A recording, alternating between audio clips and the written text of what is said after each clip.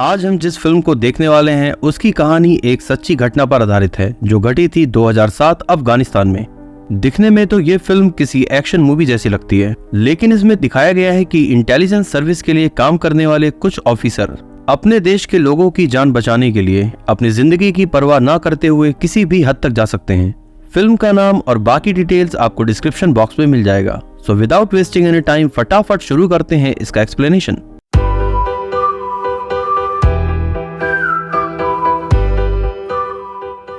कहानी की शुरुआत में हमें बताया जाता है कि 2001 में हुए 9/11 के हमले के बाद ओसामा बिन लादेन अमेरिका का सबसे बड़ा दुश्मन बन चुका था। अमेरिकन सोल्जर्स से लादेन को बचाने के लिए अफगानिस्तान में पल रहे आतंकी संगठन तालिबान ने उनको पनाह दी और उस दिन के बाद से लादेन के साथ साथ तालिबान भी अमेरिका की आंखों में खटकने लगा। इन सारे आतंकवादियों का सफाया करने के लिए अमेरिका के साथ साथ कुल 37 देशों ने अपनी आर्मी अफगानिस्तान में डिप्लॉय की और इन्हीं देशों में से एक था साउथ कोरिया, जिसने अमेरिकन सोल्जर्स की मदद के लिए अपनी आर्मी को भी अफगानिस्तान भेजा। और इसी वजह से कहीं ना कहीं अब साउथ कोरिया भी तालिबानियों का दुश्मन बन चुका था। तो फिल्म के पहले सीन में हम देखते हैं कि कोरियन लोगों से भरी हुई एक बस पाकिस्तान के रास्ते होते हुए अफगानिस्तान पहुंचती है। इस बस में ड्राइवर के अलावा कुल 23 कोरियन लोग थे जो किसी क्रिश्चियन मिशनरी के लिए काम करते थे। इन लोगों का मुख्य उद्देश्य था वहां जाकर अफगानी लोगों की सेवा करते हुए अपने धर्म का प्रचार प्रसार करना। लेकिन इन लोगों को इस बात का बिल्कुल भी अंदाजा नहीं था कि ये कितनी बड़ी मुसीबत में फंसने वाले हैं। तभी अचानक से वहां कुछ तालिबानी आतंकी पहुंचकर इनकी बस को रोक लेते हैं। ड्राइवर ये बात जानता था कि तालिबानियों के हाथ लगना तो मौत से भी ज्यादा बदतर है, इसलिए वो यहाँ से भागने की कोशिश करता है। ये आतंकी उसे गोली मारने के बाद बाकी बचे हुए कोरियन लोगों को किडनैप करके अपने साथ ले जाते हैं। इधर साउथ कोरिया में जब इस किडनैपिंग की खबर पहुंचती है तो वहां अफरा तफरी का माहौल हो जाता है। यहाँ हम कोरियन गवर्नमेंट के एक बड़े डिप्लोमेट जंग को देखते हैं जो पहले भी इस तरह की काफी मुश्किलें सुलझा चुका था। ये लोग टीवी पर देखते हैं कि तालिबानियों ने इन हॉस्टेजेस को छोड़ने के लिए कोरियन गवर्नमेंट के सामने दो बड़ी शर्तें रखी हैं।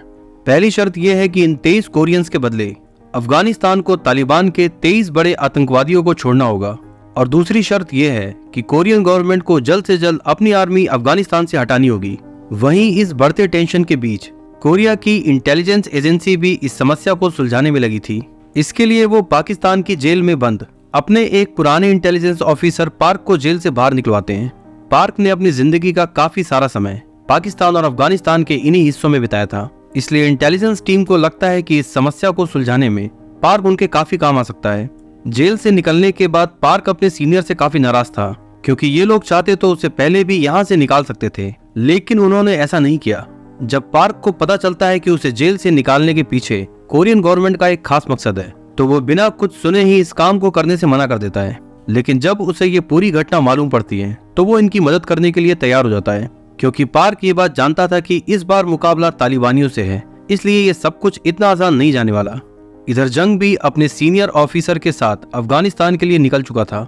एयरपोर्ट के बाहर जंग की मुलाकात पार्क से होती है। पार्क उससे पूछता है कि क्या तुम ही वो कोरियन डिप्लोमेट हो जो उन बंधकों को छुड़ाने के लिए तालिबानियों से निगोशिएट करने वाला है। जंग उसकी बात पर बिना कोई ध्यान दिए अपने साथियों के साथ वहां से जाने लगता है। पार्क उसे समझाने की कोशिश करता है कि इन तालिबानियों से डील करना इतना आसान नहीं होगा, लेकिन जंग उसकी बातों को बिना कोई महत्व दिए वहां से चला जाता है। इसके पीछे की वजह यह है कि पार्क अपने आखिरी मिशन में फेल हो गया था, और कोरियन डिप्लोमेट्स का मानना है कि पार्क की वजह से ही इराक में एक कोरियन पत्रकार को अपनी जान गंवानी पड़ी। इधर जंग अपनी टीम के साथ जाकर अफगानिस्तान के प्रेसिडेंट से मुलाकात करता है। अफगानी प्रेसिडेंट का कहना था कि उन कोरियन हॉस्टेजेस को छुड़वाने के लिए हम पूरी मदद करेंगे, लेकिन उसके बदले में हम एक भी तालिबानी आतंकी को नहीं छोड़ सकते। जंग उसे समझाता है कि अगर उन हॉस्टेजेस को छुड़वाने में आपने हमारी मदद की तो कोरियन गवर्नमेंट अफगानिस्तान में अस्पताल और सड़कें बनवाने के लिए काफी सारा इन्वेस्टमेंट करेगी। प्रेसिडेंट को जंग का ये ऑफर पसंद आता है और लास्ट में वो कहते हैं कि आपकी मदद के लिए जो भी बन पड़ेगा हम जरूर करेंगे। जंग और उसकी टीम को लगता है कि ये समस्या काफी हद तक सॉल्व हो गई, यानी कि प्रेसिडेंट उन तालिबानी आतंकियों को छोड़ने के लिए राजी हो गए। अगले सीन में हम देखते हैं कि पार्क फिर से जंग से मिलने के लिए आता है। वो जंग से कहता है कि तुम अभी इन अफगानियों को नहीं जानते, इन्हें तालिबानियों से इतनी ज्यादा नफरत है कि 23 तो क्या, ये एक भी आतंकी को नहीं छोड़ेंगे। जंग पार्क से कहता है कि हमने प्रेसिडेंट के साथ मिलकर इस मैटर को सॉल्व कर लिया है, इसलिए तुम्हें बीच में पड़ने की कोई जरूरत नहीं। तभी इन दोनों को खबर मिलती है कि अफगानी प्रेसिडेंट टीवी पर एक प्रेस कॉन्फ्रेंस कर रहे हैं। प्रेसिडेंट यहाँ साफ तौर पे कहते हैं कि उन हॉस्टेजेस को छुड़वाने के लिए वो एक भी तालिबानी आतंकी को रिहा नहीं करेंगे। इसके बजाय वो किन्हीं दूसरे तरीकों से इस मुद्दे को सुलझाने की कोशिश करेंगे। ये सब सुनने के बाद जंग को काफी गुस्सा आता है, इसलिए वो अपने सीनियर के साथ प्रेसिडेंट से मुलाकात करने के लिए निकल पड़ता है। लेकिन रास्ते में काफी ज्यादा ट्रैफिक था, इसलिए वो कार से उतरकर पैदल ही आगे की तरफ बढ़ने लगता है। और यहाँ जंग पहली बार अपनी लाइफ में एक सुसाइड बॉम्बर को देखता है, जो देखते ही देखते कुछ ही सेकंड्स के अंदर उसकी आंखों के सामने फट जाता है। जंग को भी इस धमाके में ठीक ठाक चोट पहुंचती है और यहाँ जंग को वो सारी बातें समझ में आने लगती हैं जो पार्क उसे समझाना चाहता था। भले ही जंग ने आज से पहले भी इस तरह के केसेस सुलझाए हों, लेकिन तालिबानियों से डील करना इतना आसान नहीं होने वाला। अपनी मरहम पट्टी करवाने के बाद जंग एक बार फिर से अफगानी प्रेसिडेंट से मिलने के लिए जाता है। वो उससे काफी रिक्वेस्ट करता है कि वो तालिबानी आतंकियों को छोड़ दे, लेकिन प्रेसिडेंट उससे कहते हैं कि हम यहाँ तालिबानियों के खिलाफ जंग लड़ रहे हैं। अगर हमने एक भी तालिबानी आतंकी को रिहा किया तो यहाँ की आवाम हमारे खिलाफ हो जाएगी। मायूस होकर जंग कोई दूसरा रास्ता तलाशने लगता है। इधर दूसरी तरफ हम देखते हैं कि पार्क कासिम नाम के किसी आदमी से जाकर मिलता है। कासिम असल में एक कोरियन आदमी था जो नशे की लत की वजह से अफगानिस्तान में ही रहने लगा। पार्क ने इसे इसलिए अपने साथ मिलाया है ताकि ये कोरियंस और अफगानियों के बीच ट्रांसलेटर का काम कर सके। इधर कोरियन ऑफिशियल्स इस समस्या से निपटने का एक दूसरा रास्ता निकालते हैं। इन्हें पता चलता है कि अफगानिस्तान में पश्तून नाम की एक जाति है। तालिबानी उन पश्तूनों की काफी रिस्पेक्ट करते हैं। अगर पश्तून जाति का सरदार तालिबानियों से बात करे तो वो बिना किसी शर्त के कोरियन बंधकों को छोड़ देंगे। इधर हम देखते हैं कि पार्क अपने दोस्त कासिम के साथ उन्हीं पश्तून लोगों के सरदार से मिलने के लिए गया है। इससे हमें पता चलता है कि इस पूरे सिनेरियो में पार्क अपने उन कोरियन डिप्लोमेट्स के मुकाबले एक कदम आगे चल रहा है। पार्क वहां पहुंचकर उनके सरदार से मिलता है और कासिम की हेल्प से अपनी सारी बात उन्हें समझाता है और साथ ही वो उसे एक नया स्मार्टफोन गिफ्ट करता है। पश्तूनों का सरदार इन लोगों की मदद के लिए तैयार हो जाता है। इसी समय जंग भी अपने आदमियों के साथ यहाँ पर पहुंचता है। पार्क को यहाँ पहले से मौजूद देखकर वो समझ जाता है कि ये आदमी इस समस्या को सुलझाने में हमसे एक कदम आगे है। पार्क उससे कहता है कि यहाँ पहले मैं आया हूँ, इसलिए उनके साथ मुझे अपने हिसाब से डील करने दो। जंग उससे कहता है कि उन कोरियन बंधकों की जितनी परवाह तुम्हें है उतनी मुझे भी, इसलिए हम दोनों को साथ मिलकर काम करना चाहिए। पश्तूनी सरदार इन दोनों को आज रात की पार्टी के लिए इनवाइट करता है। पश्तूनी कबीले के भावनाओं का सम्मान करने के लिए ये दोनों इस पार्टी में बहुत ही अच्छे से शरीक होकर एंजॉय करते हैं। अगले दिन कबीले का सरदार पार्क को बताता है कि उसने तालिबानियों से इस बारे में बात की। वो बिना किसी शर्त के 2 दिन बाद उन बंधकों को छोड़ने के लिए राजी हो गए। पार्क के मुंह से ये खुशखबरी सुन के जंग की जान में जान आती है और यहाँ पर इन दोनों के बीच अब ठीक ठाक दोस्ती भी हो चुकी थी। वहीं दूसरी तरफ हम साउथ कोरिया का एक दृश्य देखते हैं। यहाँ का एक बड़ा न्यूज चैनल लाइव डिबेट में इस बात पर चर्चा कर रहा था कि आखिर क्रिश्चियन मिशनरी के लोग इन खराब हालातों में अफगानिस्तान क्या करने गए थे। क्या कोरियन गवर्नमेंट को इन लोगों को वापस लाने के लिए इतनी जहमत उठानी चाहिए? गवर्नमेंट के लिए काम करने वाले डिप्लोमेट जब ये सब कुछ टीवी पर देखते हैं तो वो न्यूज चैनल वालों को कॉल करके इस प्रसारण को रोकने को कहते हैं, क्योंकि कहीं ना कहीं इस वजह से तालिबानियों के साथ उनकी डील खराब हो सकती थी। लेकिन न्यूज चैनल वाले कहते हैं कि अफगानियों को कोरियन लैंग्वेज नहीं आती, इसलिए तालिबानियों के साथ ये डील खराब होने का कोई चांस नहीं। अगले सीन में हम देखते हैं कि पश्तूनों के सरदार ने कोरियंस की हेल्प करने से मना कर दिया है। इसके पीछे की वजह ये थी कि अफगानिस्तान के किसी न्यूज चैनल ने कोरिया में चलने वाली उस डिबेट को अपनी भाषा में ट्रांसलेट करके यहाँ के न्यूज चैनल पर चला दिया। पश्तूनों को जब पता लगा कि वो 23 लोग कोई टूरिस्ट नहीं बल्कि मिशनरी के लिए काम करने वाले क्रिश्चियंस थे, तो वो तालिबान के साथ इस डील को रद्द कर देता है। ये सब कुछ होने से जंग और पार्क काफी निराश थे। तभी इन दोनों को खबर मिलती है कि अफगानी आर्मी को यहाँ से कुछ दूरी पर एक लाश मिली है। ये दोनों वहां जाकर देखते हैं कि मरने वाला एक कोरियन आदमी था, यानी कि तालिबानियों ने बंधक बनाए कोरियंस को अब मारना शुरू कर दिया है। इसके बाद तालिबानी इंटरनेट पर एक वीडियो अपलोड करते हैं जिसमें दिखाया जाता है कि अभी तक कोरियन हॉस्टेजेस उनके पास सुरक्षित हैं, लेकिन अगर जल्द से जल्द तालिबानी कैदियों को रिहा नहीं किया गया तो ये हर 24 घंटे में एक कोरियन आदमी की जान लेंगे। इन लोगों को अब बिल्कुल भी समझ नहीं आ रहा था कि आखिर तालिबानियों के साथ डील कैसे किया जाए। इसके बाद अब्दुल्ला नाम का एक आदमी पार्क से मिलने के लिए आता है। अब्दुल्ला बताता है कि वो एक ब्रिटिश बिजनेसमैन है जो पिछले काफी सालों से तालिबानियों के साथ बिजनेस डील कर चुका है। अगर कोरियन गवर्नमेंट उसको $20 मिलियन ऑफर करे तो वो तालिबानियों से बात करके उन बंधकों को छुड़वा सकता है। पार्क को तो अब्दुल्ला की बातों पर भरोसा था, लेकिन जंग उसकी बातों पर बिल्कुल भी भरोसा नहीं कर रहा था। जंग कहता है कि इसके साथ कोई भी डील करने से पहले हमें इसका बैकग्राउंड चेक करना चाहिए, लेकिन पार्क कहता है कि हमारे पास सोचने के लिए ज्यादा समय नहीं है, इसलिए इसकी बात मानने के सिवाय हमारे पास कोई रास्ता नहीं। इन लोगों को अपनी बात का भरोसा दिलवाने के लिए अब्दुल्ला एक नंबर पर कॉल करके किसी कोरियन बंधक से इन लोगों की बात भी करवाता है। इससे इन सभी को ये यकीन हो जाता है कि अब्दुल्ला की पहुंच सच में तालिबान तक है और फिलहाल इन लोगों के पास अब्दुल्ला की बात मानने के अलावा दूसरा कोई रास्ता भी नहीं है। ये लोग अब्दुल्ला को पैसे देने के लिए राजी हो जाते हैं। फिर अगले दिन पार्क और जंग $20 मिलियन लेके अब्दुल्ला के बताए हुए अड्डे पर पहुंचते हैं। अब्दुल्ला अपनी पहुंच का इस्तेमाल करके अफगानिस्तान की किसी जेल में बंद 23 छोटे मोटे तालिबानियों को छुड़वा लेता है और जंग को एक एड्रेस देते हुए कहता है कि तुम इन सारे लोगों को इस जगह पर लेकर जाओ, वहीं पर तुम्हें तुम्हारे कोरियन हॉस्टेजेस मिल जाएंगे। जंग और पार्क इस आदमी की बात से पूरी तरह से सहमत थे, इसलिए वो $20 मिलियन अब्दुल्ला के हवाले कर देते हैं। और इसी समय जंग के पास उसके सीनियर का कॉल आता है। ये जंग को बताता है कि हमने अब्दुल्ला का बैकग्राउंड चेक किया था, वो एक फ्रॉड है जो झूठी कहानियां बनाकर लोगों से पैसे ऐंठता है। लेकिन जब तक जंग को ये सब कुछ पता लगा तब तक काफी देर हो चुकी थी। अब्दुल्ला जंग को गन पॉइंट पर लेकर इस कमरे से बाहर लेकर आता है। इसके बाद अपने आदमी की मदद से अब्दुल्ला इन दोनों को धोखा देकर यहाँ से भागने में कामयाब होता है। जंग पार्क को समझाता है कि उन लोगों के पीछे मत जाओ, लेकिन पार्क ही वो इंसान था जिसने सबसे पहले अब्दुल्ला की बातों पर यकीन किया। तो ये सब होता देख उसे बहुत ज्यादा हर्ट होता है। वो काफी देर तक अब्दुल्ला की गाड़ी का पीछा करता है और आखिरकार एक जगह पहुंचकर वो अब्दुल्ला के दोनों आदमियों को मारने के बाद अब्दुल्ला को भी खत्म करके उन पैसों को वहां से वापस ले आता है। कुछ देर बाद तालिबानी आतंकवादी इन कोरियंस को फोन करते हैं और कोरियन गवर्नमेंट में और भी ज्यादा डर पैदा करने के लिए इसी फोन कॉल के दौरान एक और बंधक को गोली मार देते हैं। इन सारे हालातों से निपटने के लिए कोरिया के फॉरेन मिनिस्टर खुद भी अफगानिस्तान पहुंचते हैं। अगली सुबह पार्क जंग को बताता है कि कोरियन आर्मी अफगानी आर्मी के साथ मिलकर तालिबान पर हमला करने वाली है।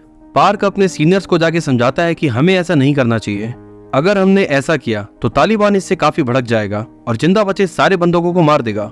लेकिन उसके सीनियर जंग की कोई बात नहीं मानते और साथ ही साथ वो जंग को कोरिया वापस जाने का ऑर्डर भी देते हैं। इस बात से जंग को काफी निराशा होती है और वो अपने होटल रूम में जाकर कोरिया वापस जाने की तैयारी करने लगता है। लेकिन पार्क बिल्कुल भी ये नहीं चाहता था कि वो अपने देश के लोगों को इन तालिबानियों के भरोसे छोड़कर जाए, इसलिए वो जाने से पहले एक आखिरी बार ट्राई करना चाहता था। इसके लिए वो सीधे साउथ कोरिया के प्रेसिडेंट को कॉल लगाता है। जंग उन्हें समझाता है कि अगर हमने तालिबानियों पर अटैक किया तो वो सारे बंधक मारे जाएंगे। प्रेसिडेंट उससे पूछते हैं कि क्या हमारे पास कोई दूसरा रास्ता है। जंग उनसे कहता है कि मुझे बस एक मौका दीजिए, उन तालिबानियों से निगोशिएट करने के लिए मैं खुद उनके पास जाना चाहता हूँ। प्रेसिडेंट ये बात जानते थे कि ये रास्ता काफी ज्यादा रिस्की होने वाला है, लेकिन जंग के काफी ज्यादा रिक्वेस्ट करने पर वो उसकी बात मान जाते हैं। इधर जंग के सीनियर्स को जब ये बात पता चलती है तो वो उस पर गुस्सा करते हुए कहते हैं कि तुम्हारा ये फैसला हम सबके लिए बहुत ज्यादा इंसल्टिंग है। अगर हमारे जैसा कोई ऑफिसर उन आतंकवादियों से निगोशिएट करने के लिए वहां पर जाता है तो ये एक तरह से हमारी डिप्लोमेसी की हार है। जंग उनसे कहता है कि फिलहाल मुझे हार जीत और इंसल्ट की कोई परवाह नहीं, क्योंकि मैं किसी भी हाल में उन बचे हुए बंदूकों की जान बचाना चाहता हूँ। इसके बाद जंग तालिबानियों के साथ मीटिंग करने की तैयारी में जुट जाता है। तालिबानियों के साथ निगोशिएट करने के लिए इन्हें फिर से ट्रांसलेटर की जरूरत पड़ने वाली थी, इसलिए पार्क फिर से कासिम को जेल से छुड़वा कर लाता है। फिर अगले दिन पार्क, जंग और कासिम कुछ अमेरिकन सोल्जर्स के साथ उसी जगह पर पहुंचते हैं जहां तालिबानियों ने इन्हें मिलने के लिए बुलाया था। कुछ ही देर बाद तालिबानी आतंकी भी अपने कमांडर के साथ यहाँ पर पहुंचते हैं। पार्क भी जंग के साथ इस निगोशिएशन के लिए जाना चाहता था, लेकिन तालिबानी उसे साथ ले जाने से मना कर देते हैं, इसलिए जंग और कासिम को ही उन दोनों के साथ जाना पड़ता है। तालिबानी इन दोनों को अपने अड्डे पर लेकर पहुंचते हैं। तालिबानियों का सुप्रीम लीडर सबसे पहले इन दोनों के सामने कोरियन बंदूकों के होने का सबूत पेश करता है। जंग उससे कहता है कि मैं इस बात पर कैसे यकीन करूं कि तुम ही तालिबान के वो सुप्रीम लीडर हो जिसके साथ मुझे ये नेगोशिएशन करना है। वो जंग से कहता है कि बताओ, तुम्हें यकीन दिलाने के लिए मुझे क्या करना चाहिए। जंग उससे कहता है कि सबसे पहले तुम 2 कोरियन बंदूकों को आजाद करो, तभी मुझे भरोसा होगा कि तुम ही वो आदमी हो जिसके साथ मुझे ये निगोशिएशन करना है। वो जंग को यकीन दिलवाने के लिए 2 कोरियन बंदूकों को आजाद करवा के उसी जगह पर पहुंचवा देता है जहां पार्क अमेरिकन सोल्जर्स के साथ खड़ा था। इसके बाद वो जंग से कहता है कि मैंने अपनी शर्त पूरी कर दी, अब तुम बताओ कि मेरे तालिबानी साथी जेल से कब रिहा होंगे। जंग कहता है कि अपनी तरफ से हमने पूरी कोशिश की, लेकिन अफगानी गवर्नमेंट तालिबानियों को जेल से नहीं छोड़ने वाली। ये बात सुनते ही वहां मौजूद सारे तालिबानी आतंकियों का मूड खराब हो जाता है। इनका लीडर जंग से कहता है कि तुम अपने सीनियर्स को बोलो कि अगर आज रात 12 बजे तक अफगानी जेलों में बंद हमारे सारे तालिबानी साथी रिहा नहीं हुए तो यहाँ पर हर घंटे एक कोरियन आदमी की जान जाएगी। जंग अपने सीनियर्स को इनकी शर्त बता देता है। लेकिन वो अंदर ही अंदर ये बात जानता था कि इनकी ये शर्त सुनने के बाद कोरियन गवर्नमेंट के पास तालिबानियों के ऊपर हमला करने के अलावा कोई दूसरा रास्ता नहीं बचेगा। और इसके कुछ ही देर बाद कोरियन आर्मी इन लोगों के ऊपर हवाई हमला शुरू कर देती है। इस हमले को देखकर तालिबानी लीडर और भी ज्यादा बौखला जाता है। जंग उससे कहता है कि अब ये ऑपरेशन बंदूकों को छुड़वाने के लिए नहीं बल्कि तुम सबका एक साथ सफाया करने के लिए है। तो समझदारी इसी में है कि बंदूकों को छोड़ दो ताकि तुम सबकी भी जान बच सके। तालिबानी लीडर जंग से पूछता है कि आखिर ये किस तरह का निगोशिएशन है जहां तुम्हारे पास हमें देने के लिए कुछ है ही नहीं। जंग उससे कहता है कि हम तुम्हारे तालिबानी साथियों को तो जेल से रिहा नहीं करवा सकते, लेकिन इन बंदूकों के बदले में हम तुम्हें ठीक ठाक पैसा ऑफर कर सकते हैं। तालिबानी यहाँ पर इतनी बुरी तरह से फंस चुके थे तो उन्हें भी अब ये लगने लगा था कि भागते भूत की लंगोटी ही सही, यानी कि उन्हें भी अब ये लगने लगा था कि पैसों के बदले में इन बंदूकों को आजाद कर देना चाहिए, वरना कहीं ऐसा ना हो कि वो अपनी जान से भी हाथ धो बैठे। इन दोनों के बीच थोड़ी बहुत देर चली बार्गेनिंग के बाद $20 मिलियन में ये डील डन हो जाती है। तो देखा जाए तो ये सब कुछ असल में जंग की ही चाल थी। उसने इस हमले के जरिए तालिबानियों के ऊपर एक तरह का साइकोलॉजिकल प्रेशर क्रिएट किया और यही वजह है कि जो तालिबानी शुरू से अपनी बात पर अड़े हुए थे अब उन्हें भी ऐसा लगने लगा था कि जान बची तो लाखों पाए। फिर अगली सुबह तालिबान इन सारे कोरियन बंदूकों को आजाद कर देता है। जंग और कासिम को सही सलामत देखकर पार्क काफी खुश था, लेकिन तभी तालिबानियों के द्वारा यहाँ पर एक नई शर्त रखी जाती है। तालिबानी कहते हैं कि अमेरिकन सोल्जर्स से अपनी सेफ्टी के लिए हमें तुम में से एक कोरियन आदमी को अपने साथ रखना पड़ेगा। जंग कहता है कि इस ऑपरेशन को शुरू से मैंने ही लीड किया है, इसलिए मुझे ही सिक्योरिटी के तौर पे तालिबानियों के साथ जाना चाहिए। लेकिन पार्क उससे कहता है कि तुम पहले ही काफी कुछ कर चुके हो, तो अब अपने देश के लिए सेक्रीफाइस करने की बारी मेरी है। इसलिए पार्क फैसला करता है कि वही तालिबानियों के साथ यहाँ पर रुकेगा। इसके बाद जंग की अगुवाई में इन सारे कोरियन लोगों को साउथ कोरिया ले जाया जाता है, लेकिन पार्क अभी भी तालिबानियों के कब्जे में था। इसके बाद हमें यहाँ से 3 महीने बाद का समय दिखाया जाता है। हम देखते हैं कि पार्क भी अब तालिबानियों की कैद से आजाद हो चुका था। वो एक दिन जंग को कॉल करके बताता है कि पश्तून कबीले के सरदार की सिफारिश पर तालिबानियों ने उसे भी आजाद कर दिया। लास्ट में जंग पार्क से कहता है कि मत भूलो कि साउथ कोरिया ही तुम्हारा असली घर है, इसलिए पुरानी बातों को भुलाकर जल्द से जल्द कोरिया वापस आओ। पार्क जंग से वादा करता है कि वो कोरिया आकर उससे जरूर मिलेगा। और इसी हैप्पी एंडिंग के साथ ये फिल्म यहाँ पर समाप्त होती है।